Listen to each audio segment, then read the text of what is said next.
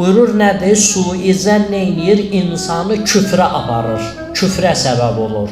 Yavaş-yavaş səni götürür, Allaha qarşı küfr eləyirsən, küfrə gedirsən. Ümidlərini qırır, sənin nə qədər ümidlərin var, o ümidlərini alt-üst eləyir. Sənin xoşbəxt yaşamağının qabağını alır. Suizən, Allaha qarşı suizən. Hüsn-i zəndə olmaq səni xoşbəxt edir. Məsələn, Ərhəmər Rahimindir. Mən bu qədər günah eləmişəm, özüm bilirəm günahlarımı. Mənə deyib tövbə elə, tövbə eləmişəm. Mənə deyib indi yaxşılıq elə, yaxşılıq eləyirəm. Pislikdən çəkin, çəkinirəm. Və mən həyatımı xoşbəxt yaşayıram. Mənim Rəbbim, sən məni hidayət elədin.